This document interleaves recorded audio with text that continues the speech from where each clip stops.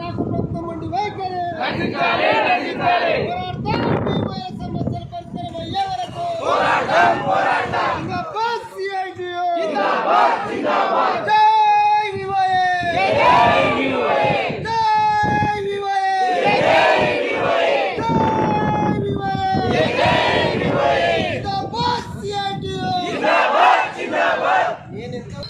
collector office ముందర ధర్మ కార్యక్రమాన్ని